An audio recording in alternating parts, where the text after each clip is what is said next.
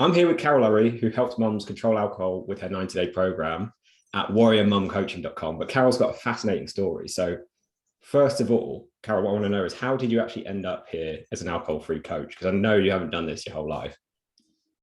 No, I haven't. No, I've been in the care sector for over 37 years.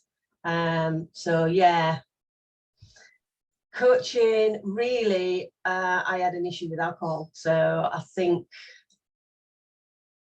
moving towards that problem and becoming aware of it and then tackling it as I did, which is using, as you said, my 90-day program, which is a framework really and a methodology to tackle your thoughts and feelings around alcohol, which is the crux of it all at the end of the day. I had such success that I just wanted to help women, mums in particular. It was just such a massive transformation in my life. I've been given up. October 2019, I gave alcohol up, and my life is just unrecognisable now. Just amazing. I just can't explain unless you're on the other side of the bottle. You hear people say it, and people are like, "Really?" And it's like, "Yeah, really." But unless you've done it yourself, you don't know what energy it brings, and the good night's sleep, and the weight loss. You're not bloated anymore. Your moods are stable. There's just so much positive and things, good things in life. Yeah, picking up old hobbies, loads of stuff. Let's rewind then. So obviously that's where you're at now. Where were you sort of like 5 to 10 years ago then before that? Like what was your relationship with alcohol like then? My relationship with alcohol became worse over time, and often that's what happens. People build up a tolerance to alcohol and don't realise it. And for me, it's probably over a couple of decades. I started drinking, you're 15, 16, off to the local pub. My first taste of alcohol was cider, and it was disgusting, but all your mates are doing it, so you think, yeah, get in there. I joined the army when I was 22, and that's got a big drinking culture. But I wasn't in that culture really. I was, still am a Christian, and I did a lot of like church-related activities. I did a lot away. I wasn't down the pub. Did go down the pub with lots of friends. I used to do night shifts. We'd do 7 nights on, 7 nights off.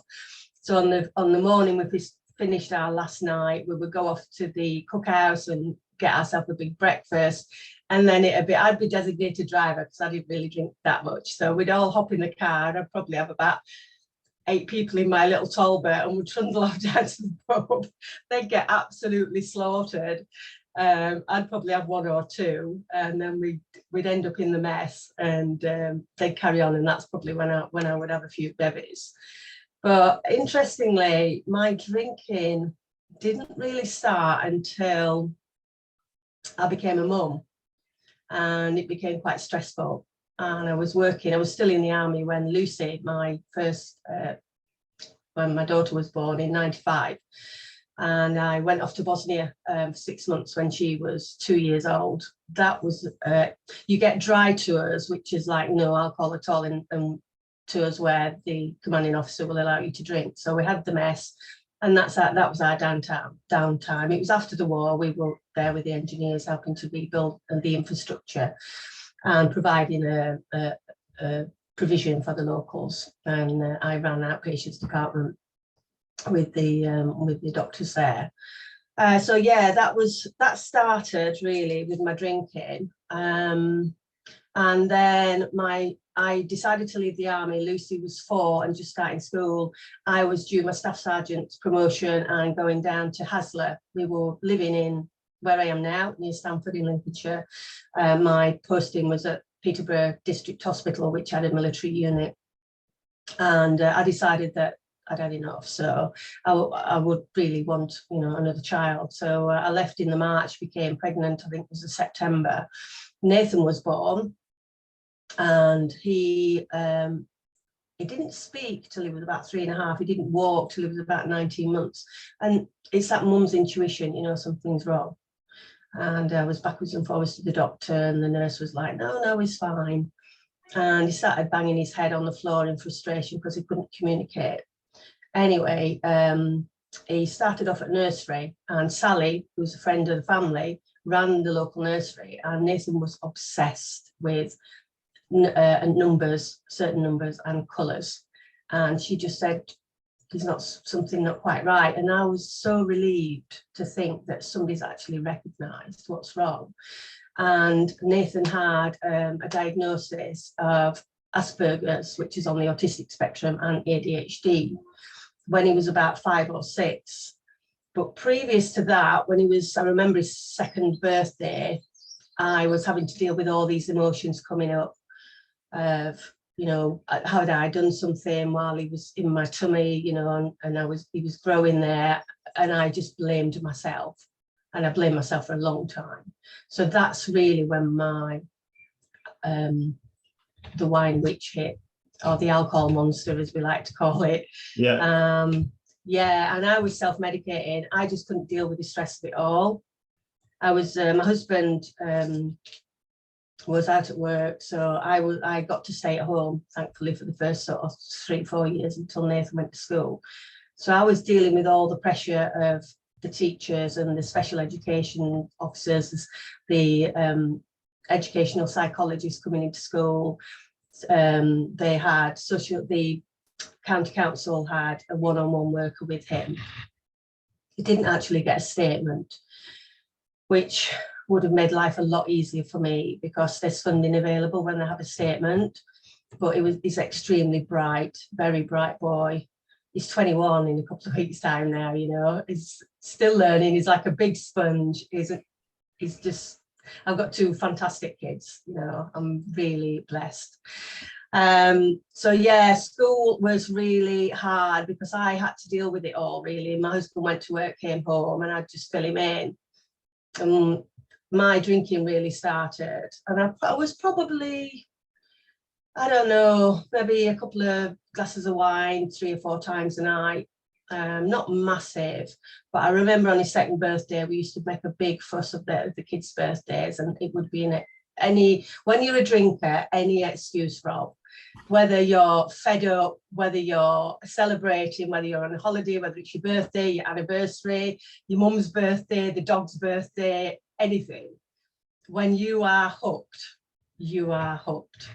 And yeah, it ramped up big time. Nathan went to secondary school, and that's when the bullying started for him. It was a small little village in his primary school, and he was doing fantastically well, really well supported. And then he went from a small school of about 150 kids to like 1,500. And he couldn't find his way around. You know, when you're on the autistic spectrum, there's a lot of challenges. He's very forgetful, and that's due to like his ADHD. What I've now found is by doing lots of reading and listening to, he's got a psychotherapist. People with ADHD are often 3 or 4 years behind their peers. So my poor boy, you know, was at secondary school at the age of 12, but really he wasn't 12 at all. He was like, well, 8, 9 years old, having to deal with all that. He was constantly getting detention because he couldn't find his way around school. He was late for class. It took me about 50 minutes to drive because I used to get the bus. It was a faith school. It was the nearest Church of England secondary school.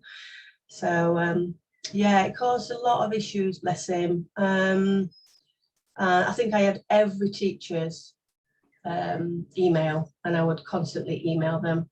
I just didn't get the support, and that just ramped my drinking up. When he got to, in fact, I don't even mention, when he got to 7, I think the stress of having to deal with Nathan and my drinking, which wasn't massively excessive at that time. Me and his dad parted when Nathan was 7.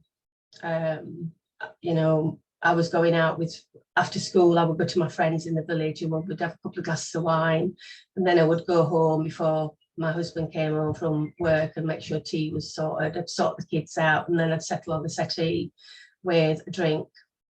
And, you know, that was part of the breakup of my marriage, but also the stress of having 2 kids, but one with challenges. And then, yeah, the divorce came, and wow, that really ramped everything up. I moved out of the family home, just circumstances, that's how it was. And the kids decided to sort of spend half the week with me and half the week with their dad. Thankfully, I managed to rent somewhere in the village, so it was pretty stable for the kids. But yeah, I was a landlady at one time as well. Started, I'd forgotten. There's all these things you think of when you look back, you know, Rob. They all contribute to building a tolerance. And when did you realise then that? When did you decide, I suppose, that alcohol was actually an issue you wanted to deal with? Probably, I had quite a stressful job. I was managing sheltered housing, and we had a change of senior management, and that was really hard. And I was started then calling at the pub on the way home from work. I'd met someone else by then, and we were living together. So we'd been together, I think it was a couple of years in my rented accommodation. Then I met my current husband. And I used to park up and I'd sit at the bar, and it would be sort of 5 o'clock when the door opened. So there'd be me and one other person waiting for the door to open. It sounds awful. But if I was so stressed out, alcohol was the answer. Little did I know, now I've done all my training and learned about alcohol, that it's a depressant and it makes you feel even worse and more anxious, you know, it's crazy. So yeah, I'd have a couple of beers, and then I'd ring my husband, or I'd ring him and say, I'm down the pub, he'd come down and have a beer. Now, the thing is with my drinking, when I met Clive, my husband, he used to go out on a Friday night with the lads and have probably 3 pints, and then he'd have a bottle of wine over the weekend, and that was it. Introduce Carol into the equation, and poor Clive, his drinking ramped up, but he's always been able to take it or leave it, you see, and that's the thing. You're either fixated on alcohol or you're liberated from it, and you can just take it or leave it, and that's the difference. And that is why some people can't say no, because I couldn't say no. I would come home, Clive would come down to the pub, he'd drive back. We only were probably 5-10 minutes walk, but he'd drive the car back, and then I'd go straight indoors and I'd pour myself a glass of wine and start cooking tea. And, you know, I'd get through a bottle of wine easy. And then I decided to join a wine club. That was the worst thing, because when it's in the house and you're fixated on alcohol, you can't say no. Thankfully for me, I hated that drunk feeling and that whizzing around in the room. So I always managed to stop myself. I never had blackouts. And that's an interesting subject, because there's 2 types of blackouts. You can have blackouts where you're absolutely out, gone cold, not moving, not walking, not talking. But you have other blackouts where you are actually walking, having conversations, looking normal, but you can't remember how you got home, you can't remember the conversations you had. They're fragmented blackouts, they're different types of blackouts, and they would happen to me quite often. So yeah, I joined a wine club. That was the worst thing, because then the bottle ramped up to probably a bottle and a half. I think my tolerance was probably a bottle and a half, possibly 2 bottles occasionally. And I know, you know, some people do far more than that, but oh, it was a nightmare. It would interrupt my sleep. I would wake up at 3 a.m, 4 a.m. in the morning, anxious, worrying about everything, my heart thumping out of my chest. I wouldn't be able to get back to sleep. It interferes with your REM sleep. You should have about 7 lots of REM, and you probably get maybe 3 or 4. I was getting up feeling absolutely rubbish, having to go to work to face the stress of work. Feeling hungover. It always hit my stomach. I was always nauseous, always felt tired. And then I would promise myself it would be Monday morning, I'd had a heavy weekend, and I'd be like, right, that's it. And my husband said, well, just leave it. Monday to Thursday, Carol, just leave it. I'm thinking, it's all right for you to say that. And I would try, Rob, I would try so hard. And I'd probably get to Wednesday night if I was lucky. And I would swing by Sainsbury's, which I had to pass Sainsbury's every time I come home. And the car would just automatically, I'd be like fighting. I'd get in the car from work and say, it's Monday or Tuesday or Wednesday, and I'm not drinking. And I'd do the 20-minute drive. I'd come past Sainsbury's and the car would just go oof, and take a sharp right. And before I knew it, I'll be getting 2 cold Moretti beers out of the fridge and grabbing a bottle of red wine and going home. And was there a point then, was it gradual for you when you went, I want to change, like I must change this at some point? Or was it like, was there a incident or a point where you're like, I can't go on like this anymore? The tolerance was gradual. People just don't realize, because the thing is, your body gets used to it. So for that 20-minute buzz that you get from alcohol, some people might only need a glass of wine or a pint of beer or half a lager, and they get that buzz. But the thing is, for that buzz, it takes 2 to 3 hours of down for your body to detoxify and get rid of those. It takes 2 to 3 hours. So for every drink you have 2 to 3 hours of down. You can never get back to that buzz. So what you do is you're trying to chase that buzz all the time. So you have one drink, which affects your logical thinking, which is the prefrontal cortex at the front of your brain. Your logic goes out the window. That's why I could never moderate. And people, you can't moderate because your executive functions are just distorted. So you have one, and then you think, and especially if you've got a mate going, oh, go on, have another one. A couple of glasses of wine is nothing, or a couple of beers, or a couple of gin and tonics, whatever your thing is. And then before you know it, your tolerance is getting higher and higher, and you're chasing that buzz. So, yeah, I can't remember what your original question was now. Yeah, that's all right. I was then saying, was there a moment when you decided that this had to change or stop? Was there something that went wrong, or was it like a gradual realization that this is actually a real issue? Because you weren't, I just want to say, you weren't an alcoholic. You knew, like we talked about this before we started, like there's this thing where everyone knows if you're an alcoholic and you're like drinking at 10 a.m. in the morning, that's a big problem. Yeah. And if you're not an alcoholic, then it's okay, right? That's like what most people are thinking. But there's this middle ground that's not talked about. Yeah, grey area drinking. It's a big thing. An alcoholic, it's like in the methodology that we use, we don't use the word alcoholic anymore. It's alcohol use disorder. And when does it become a problem? Everybody's different. Everybody's physiology is different. Somebody might be drinking 2 glasses of wine and still have an issue, and somebody might be drinking 3 bottles of wine a night and have an issue.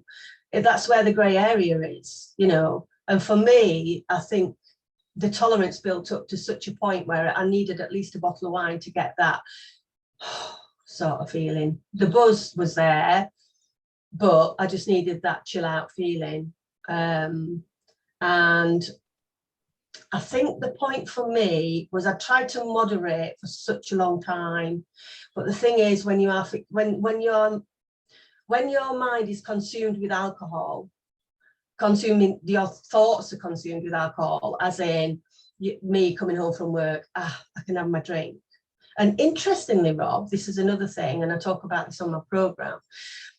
When I became aware, a lot of people are not aware of this, but if you're a drinker for relaxation or stress, just think when you're going to grab your glass or your bottle, just be aware of your thoughts and feelings then, because often you find you're chilling out when you get your bottle of wine and when you get your glass or whatever drink you're getting. You start to unwind then, even before you've poured it, even before you put it to your mouth, because your subconscious mind is going, yeah, I'm going to get my fix. But it's actually knowing that you're going to get that fix, not actually having the substance, which is fascinating. And my program goes into the sort of neuro side of things and the science side, and that's why it works.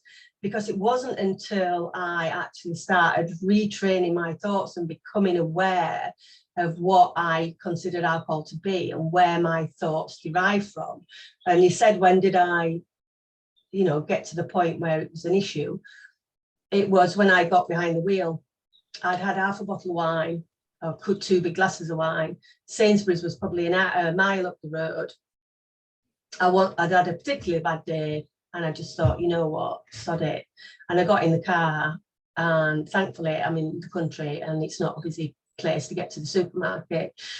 That was a big no for me. I was like, what the heck are you doing, Carol? This is just getting beyond ridiculous now. And then shortly after that, my son, he was, I can't remember how old he was, probably about 18, maybe 17. And he finds he gets quite anxious when he goes out, and he's extremely forgetful. So he wanted to go and see a friend in Birmingham. So we sorted out a train ticket for him. He did it all and we just supported him. And then he wanted to stay overnight. I was having kittens because it was the first time he'd gone. What, unknowing to us, it was a bank holiday weekend. And they were on the bank holiday Monday, the train stopped.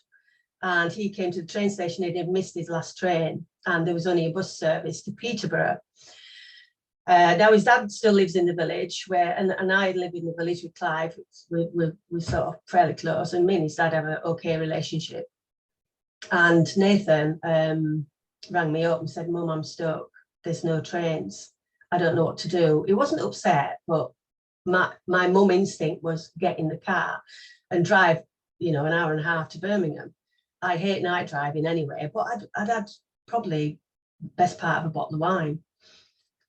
So he rang his dad, and his dad went and picked him up. It wasn't an issue, but it was that. And I think I got up probably 2 or 3 days later after I'd processed everything. I just thought, that's it, I've done. And that was 31st of October 2019. And after 2 or 3 days of not drinking, all these cravings were coming up.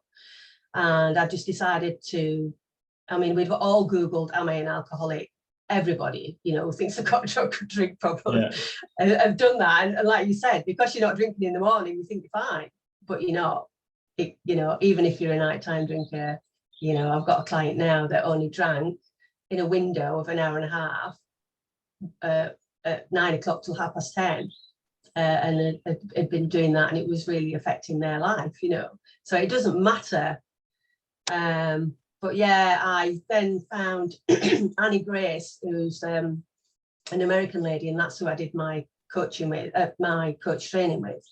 And it's called This Naked Mind, and I read her book, This Naked Mind, and also William Porter, Alcohol Explained. I'm a massive science geek. I love how the brain works and what alcohol does to your body. And I read those books, and I did Annie as a free alcohol experiment, which is 30 days, a bit like Dry January. And you get a video and a short email every day, and there's like a little community. So I did that, and then I went on to do something very similar to my 90-day program, where you dig a little bit deeper. The 30 days is just dipping your toe in, really. And I managed to stay alcohol-free for those 30 days. And then I went on to do something similar to my 90-day program. And then I just took it month by month. And yeah, I'm coming up to 1,000 days soon. Wow. I've got an app. I would encourage people to get an app. It's really good. They have little communities as well. And there was no way on this earth that I thought that I could get to even a month alcohol-free. I'd done dry January and sober October, but I'd white-knuckled it, and that's what a lot of people do. They use willpower, but willpower is like a muscle, it fatigues. So we call it decision fatigue in my sort of industry. So if you've been making decisions all day, like me, a stressful job, I had a ton of decisions to make. Even the decisions of getting up, what to wear, what to have for breakfast, what to have for lunch, what to have tea, sort the kids out. All these decisions we're making all day. By the time it comes to tea time, you've got no willpower. There's nothing left. It's like a battery, and that's why you give in. That's why you can't say no. Yeah, there's a great book called Willpower Doesn't Work. Have you read that book? No, I haven't. No. I mean, basically the title sums up what you just said. And it's the same with Yeah. eating. It's the same with so many things, isn't it? That we try and white knuckle it with changing your habits with food. You know, some people do an extreme diet, or they try and cut out alcohol. Like loads of the people we work with, again, very busy, stressful mums with busy jobs, aging parents who need to look after children with problems that they need to help with. And again, it gets to the end of the day and they will turn to food or turn to drink. So you've obviously changed that now. Like what has changed in terms of the rest of your life then since you made that change with alcohol? Wow. How long have you got? Give us like the top 3 to 5, like. It is amazing. I just get up with so much energy. I just wake up now. I've always been sort of to bed at 10 o'clock. I'm not an owl. So I'll wake up normally at about 5:30, 6 o'clock. I'll get up. I have some me time. So I'll sit at my kitchen table and I do spiritual reading, or I do a bit of meditation. I was doing yoga, but me and Fitness Rob, that's why we need to get together, because being beasted for 13 years in the army, I have a bit of aversion sometimes, thinking, oh no, exercise. So I have a routine which I never had before. I was always, I'll start on Monday. I'll start on Monday. I mean, I turned to sugar. When I finished with alcohol, I had a massive sugar issue. And I was always proud of the fact that I wasn't a chocolate head or anything, but it was obviously the wine that was satisfying that craving for me. And it took me about a year to get, using again the same framework that we use with the mindset, I got on top of the sugar, because it can work for anything, you know, any addiction, drugs, sugar, even exercise, gambling, whatever. And I became vegan. I just decided I've got quite high cholesterol, which is a family thing really, and all my mum's sisters have it, and they're all on medication, and the doctor wanted to put me on statins, and was like, no way are you putting me on. I don't like taking pills, full stop. And I was pre-diabetic as well, because I've just been, you know, pushing so much sugar down my neck for the last year. So I became vegan, and my cholesterol came right down, and I've lost probably nearly 3 stone really in the last, I would say, I don't know, 18 months. Wow. So again, I was going through the menopause. This was while I was drinking, but it interrupts all your hormone patterns, alcohol. You know, I would get continually hot flush after hot flush after hot flush in the evenings with my fan out, thinking, and it was the alcohol that was the issue. Plus, when you've been drinking alcohol, I was just like a carb fiend. I was like, chips, bread, toast, whatever, pizza. You know, it just completely messes you up, and it just messes your liver up. I mean, it can take up to 30 days to reset your liver. There's something called acetaldehyde, which is a byproduct of the alcohol, which is actually more harmful to your liver than the actual alcohol itself. And if that sits in your liver too long, some people can process it really quickly. That's a precursor to cancer. So it has lots of cell changes. So, you know, it's a class 1 carcinogen. It causes cancer, especially the throat, larynx, you know, mouth, esophagus, colon, liver. I mean, it's ethanol at the end of the day, and it's part of what we put in our petrol tank.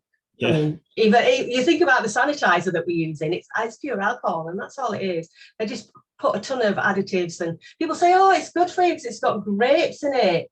Yeah. What the media don't tell you is to get the actual antioxidant from the grapes, you have to drink, listen to this, 500 litres of wine, red wine, to get that benefit.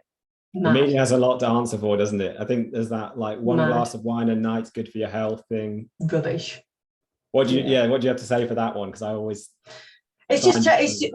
we are soaked in a culture of it's cool to drink, It's, you know, that we romanticize it, we use it to celebrate with. It's like we can't have a good time unless we've got a drink in our hand. I still go down the pub. My hubby, his drinking got worse, but he's fine now. You know, there's so many alcohol-free options out there now. And because of COVID, obviously I wasn't drinking, not being down the pub. We started going down the pub the last 2 or 3 months. And people will say to me, "You're still on the wagon then, Carol?" I'm like, "Yep." And I'm sat there with my cup of tea, or I'm sat there with my, they've got some alcohol-free Thatcher's cider in, which is this, like the Guinness, the alcohol-free Guinness is amazing. I'm not a massive stout person. There's like no secco, which is like a prosecco for these celebratory times. My daughter got married in July. I took my no secco along. I just do not miss alcohol one iota, not at all. I mean, I went to a conference and there was these big bottles of water on the table and somebody was pouring it and I could hear the glug, glug, glug, glug, glug. And for 1 nanosecond, I thought, wine. But my mindset through Annie Grace and the program that I use is just completely turned it on its head. That desire is not there. And people white knuckle it for years and years and years. And it's really sad because they don't have to, because you can dig in. There's always a trigger, Rob. My trigger was my son.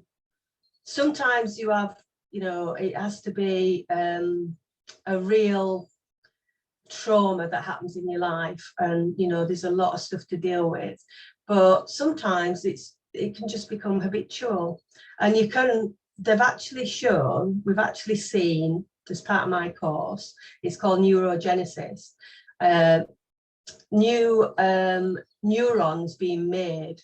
So if you think about your subconscious, what happens is that voice in your head, your subconscious gets that, well, let me backtrack a bit. When you have a drink, you get a massive, massive dopamine rush. And it's an artificial dopamine rush. So if you exercise, the natural thing for the body is to get that dopamine high, isn't it? And that's why people can get hooked on it.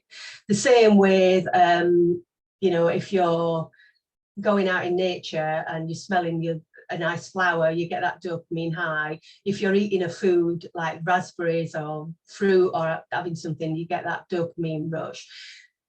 Alcohol intensifies that massively. And that releases a lot of, your body always needs to level up, as you know, it's homeostasis. So your body releases a lot of other chemicals to counteract it. And it's the only substance that's a stimulant and a depressant. So the alcohol comes in, dopamine goes up, the body thinks, whoa, that's a toxin, I need to get rid of that. So you get lots of, it's called dynorphin release to bring you back into a level playing field. And it's just crazy the way your body is like, it's in fight or flight most of the time. It just stresses, the toxin just stresses your body out. And that's why you just can't lose weight, because your metabolism's all over the place. It's like, whoa, what's going on here? You know, it's just mental, and people just don't realize it. And that's what we're talking about, the media. They romanticize alcohol. I mean, I remember my son being 18 and I took him down to the local pub and and he's not a drinker, he doesn't really like alcohol at all, thank goodness. And they were all banging on the table like, get him a drink, get him a drink, get him a drink. And I said to Nathan, do you want a drink, darling? He went, well, what do you think, Mum? I said, it's entirely up to you, sweetheart, what do you want? He said, what did you have? And I said, well, I had a cider. And I'm thinking that's probably the most palatable thing if he wants to drink. So I got half. Everybody in the pub, well, I'll get him a pint. I got him half. And do you know what? I just saw his eyes glaze over halfway through that pint. And you know, bless him, he stayed on water for the rest of the night because it really affected him. I saw his pupils go big. He was talking to somebody, he was slurring his words. And that was only halfway through half a pint. You know, and that's the thing in society. You can't be fun if you don't have a drink. You can't relax if you don't have a drink. You can't go on holiday and have a fun time. You know, we went fully inclusive, and I remember drinking so much in the afternoon. I didn't want to go out in the evening, and it was an awful holiday. I didn't enjoy it at all, because I was just out for the count in the afternoons. And you pay all that money to be fully inclusive. I mean, it's madness, you know, absolute madness. Do you think you were missing like big chunks of life then through that period? Like not really Yeah, being present for them? absolutely. And that's the thing I feel really, and I've had to deal with all that regret. And when you do stop drinking, it's automatic to beat yourself up, but you don't be ashamed. It's an addictive substance. It is not your fault that you're stuck in this cycle. And that's what I tell the mums that I work with. It's not your fault. You just need to retrain and just step back and look at what you're doing, become aware of it. And I missed out on my kids. I mean, my first husband always wanted to go out. We're not that far from the coast. He wanted to go out, you know, and go and get fish and chips. I'd just be knackered all the time. Plus I had like the housework to catch up with. But all I would do is he'd go out with the kids for the day and I'd just crawl to bed. And I'd just miss out on them. You know, I just couldn't wait to get them to bed, read them a story and get down for my glass of wine in the evenings. And the same as they've got older and you know, they live with, well, Lucy did till she went to uni, and they live with me and my second husband. And now Nathan keeps himself in his room. He's a massive gamer. A lot of his friends are in America, so he sleeps during the day and he's often up at night. He's at college, he's just finishing college now. And I wouldn't see him for days on end, but now I take time to go in and sit on his couch, because we've knocked 2 bedrooms through, so he's got his own little space. And, you know, we'll go out for lunch. And my daughter lives about 40 minutes away. We'll meet up for lunch. And I'm catching up on all those times that we didn't have. Yeah, I used to drop them off at school. I used to pick them up from school. I'd be there for them mum. I love my kids and my kids love me. You know, I've got no issues with that. But as mums, we can really beat ourselves up big time, because we think we've not done right by them. But our kids love us, you know, and now I'm just making up for that. Yeah. And same with any relationship, whether it's with your husband, whether it's with, you know, your partner, your family, whoever. My relationships are so much deeper, so much more meaningful. Yeah, you're saying about the benefits. There's just like old hobbies. I'm a massive steam train head. I have actually your learned Instagram. I'm massive on trains. That comes from my old geography teacher. But yeah, picking up hobbies like that. I have to be there at 5 o'clock in the morning to help the fireman put the fire in and clean the engine and do all the jobs. There's no way on earth I could have done that. Getting up at like 4 o'clock to get ready, get all my kits sorted, and get out the door for like 4:45 to be there. But that is my dopamine hit now. And me and my hubby, you know, the money you save, good grief. I mean, you know, the fraction of the cost you pay on my 90-day program to what you save in alcohol, I have saved in 2.5 years, or not even quite 2.5 years, 13 grand, over 13 grand, nearly 14. The app that I got sort of tops everything up. And I think I've saved 16 weeks of my time that I would have been spent sat on the sofa, you know, wow, chugging wine. It's mad. And 13 grand in that short a space of time, you could go on like take your family on a dream holiday. You could, absolutely, you know, save for a deposit on your children's house. Like there's so many things that could have been to it. Massive. Can do now. Yeah, I mean, it was probably a minimum of 15 quid. I worked it out a day I was spending on alcohol, but that doesn't count all the like the takeaways that you get, the extras down the pub, the food you get in, you know, the taxis home if you're out. Like, yeah, save tons of money. So tell us a bit more about your program then. Like, obviously you can't give it all away because in 90 days you cover a lot, but like, who's it for then, and what kind of results can they get? Yeah. It is, like you said, it's 90 days. We start out with what's your why, really. And I think that is where it's one-to-one at the minute. I've only got 9 spaces left, actually, because after these 9 spaces are filled, it's going to be a group coaching program, and you won't get any one-on-one with me at the minute. So I'm on tap on this 90-day program at the moment. So we work together about what's your why. So we look at the reasons you drink, and then we explore that a little bit deeper, see where it started, and untangle all the mess, because often it is a trigger. Like I said, with my son, there's often a switch.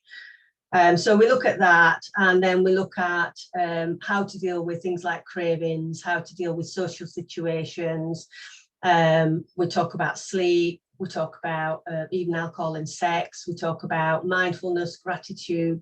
There's an absolute ton of stuff, and it's bespoke as well. So when you sign up for my program, we do what's called a deep dive. So we'll do a 90-minute Zoom call and find out what you actually want. And then what I'll do is the program's the program. You get a video from me every day and an email. And then we meet once a week, and that's where the bespoke bit comes in. I'm on WhatsApp, so you can catch me on WhatsApp like 8 a.m. till 9 p.m. at night. So you've got access to me. You've got access to my mastermind, which has got a load of resources in there. There's just loads of love and loads of support. And I think that's what you need for me for the first 30 days, or even 9. I would say for me, the switch, it clicked at 90 days for me. And that's why my 90-day program is 90 days, because you get all the information that you need and the skills that you need to control alcohol. It's up to you after the 90 days, but you have to come to me wanting to stop drinking. I don't coach people that are still drinking. That may be something I'll look to in the future. But at the moment, you come to me wanting to stop. Yeah, we go through your why. We look at the neuroscience of things and why is that you can't say no. We look at, we dig into that big time. And I think for me, once you understand why you're doing what you're doing, that's the battle. You've sorted it, because that's the crux of it all at the end of the day. When you can recognize that craving come in and rewind back and think, oh, what triggered me just there? And then you can sit with that. Because thoughts are things, Dan, and I'm sure you know, if you've gone into psychology, thoughts are just things. It's what we do with those thoughts and the actions we put into those thoughts. So when that thought comes in, I want to drink, we look at and we talk about it. People look, WhatsApp me, Carol, I'm triggered. Okay, let's talk about it. What's gone on today? What's happened? And then we play the tape forward. Okay, so let's say you're going to have that glass of wine. Where's that going to take you? What's going to happen? And then we talk through what will happen if. And once people realize, if they move forward with that, the consequences, and I give them science to back it up as to, well, this is the reason why you're feeling like you're feeling. It's just a phenomenal change. Phenomenal. Yeah. But they get like a strategy to become alcohol, to be able to control alcohol, right? With you, work one-to-one with you to get that. And what kind of results have people seen on the program so far? Great. I mean, my client, absolutely. It's a new program I started. The client that I've got is 5 weeks alcohol-free, has not been alcohol-free for many, many, many years, and just got to the point where they decided, that was it, they'd had enough, it was affecting their life too much. But yeah, I mean, Annie Grace and her methodology that I use has seen over 300,000 people go through the program, and they're just digging all the stats up now. But it's just a great success, just an absolute great success. So you will come to me, you'll decide you want to drink, you don't want to drink, and there's a big fear around that, Rob, and it's a massive, massive step. First, to acknowledge that you've got an issue, and secondly, to actually ask for help. And that's where my community comes in. I've got ladies that join my private Facebook that are still drinking, and they can tap into the resources. I hop on once a week, do a live, talk about whatever subject they want to talk about. And that community is really important. And that's what really held me together for those first 2 or 3 months, was realizing, listening to other people's stories, realizing that I wasn't the only one. It's not a shameful thing to have an issue with alcohol. There's millions of people that have an issue with alcohol, you know, that think it's quite normal to drink a bottle of wine a night. No, it's not for your health. You know, if you want to live longevity, I mean, I want to be around for my grandkids. My daughter got married last year. I'm hoping grandkids are going to come. I'm 58 this year, and I'm thinking, well, I'm telling myself already, you know, I'm living till I'm 100. I am. I've got a lot of things to do, Rob, a lot of things to do.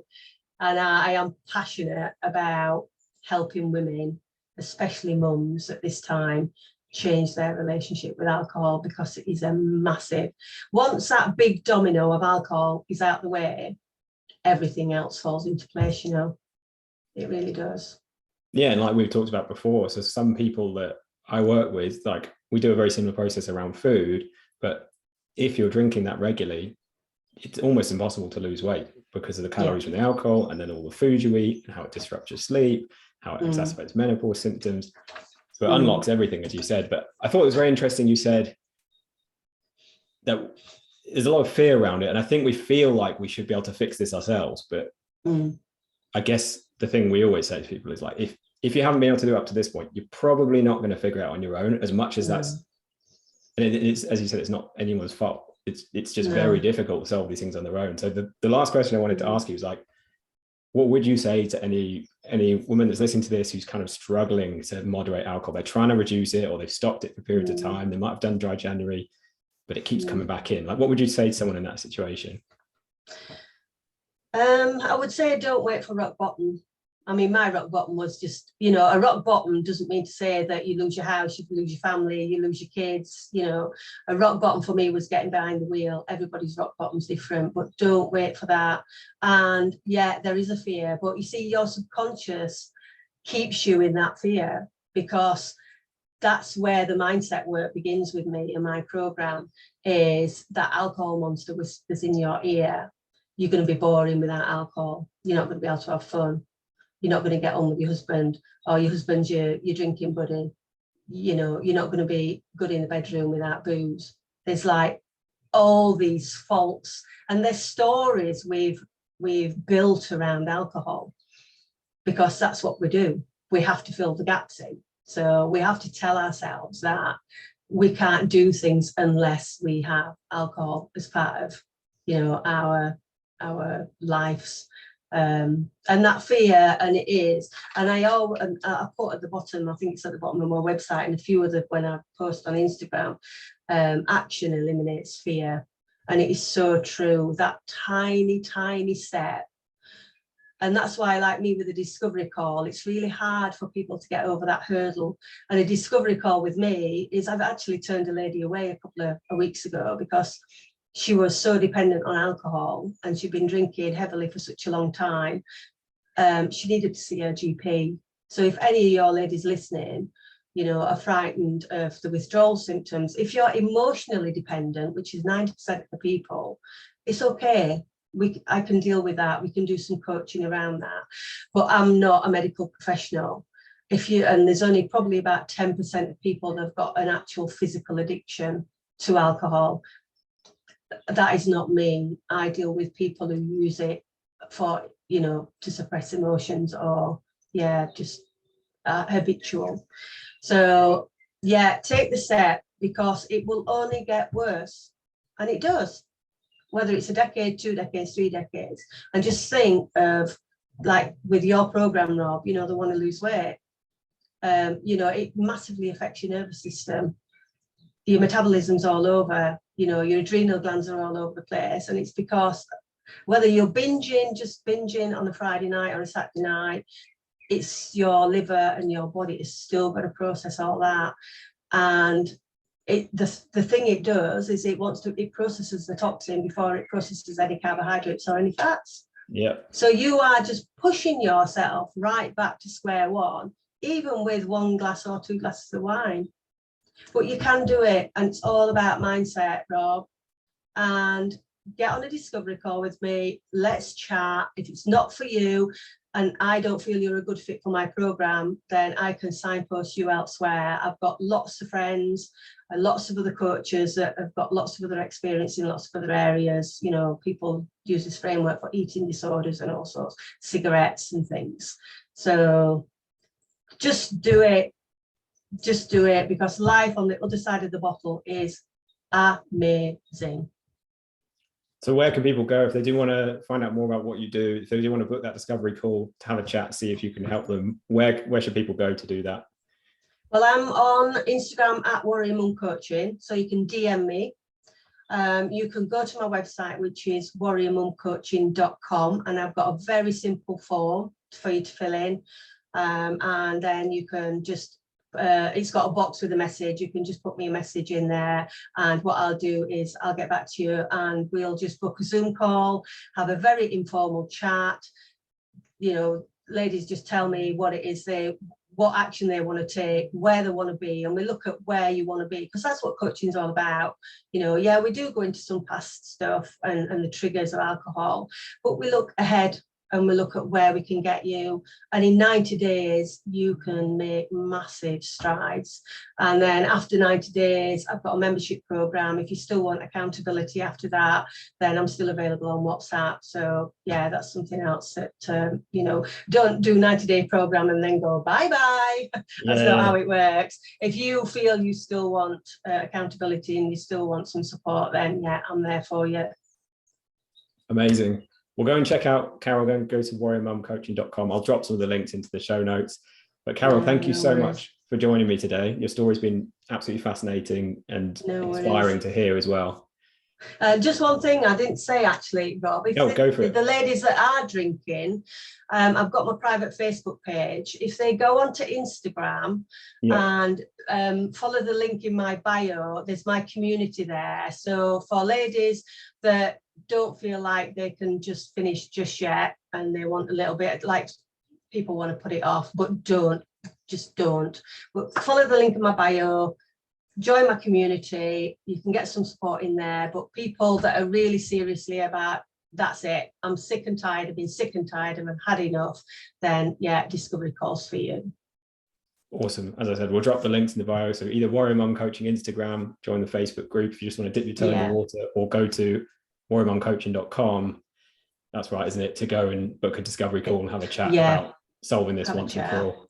Yeah. Amazing. Well, thank you, Carol. I really appreciate your welcome. time. Thanks for sharing your story. Worries. No problem. It's been a pleasure. We'll catch up soon to talk about the exercise, because yes, definitely. I do Carol. need it. Yeah, no worries. Thanks, Rob. Have a great rest of your day. I'll speak to you soon. You too. Take care. Bye. Bye.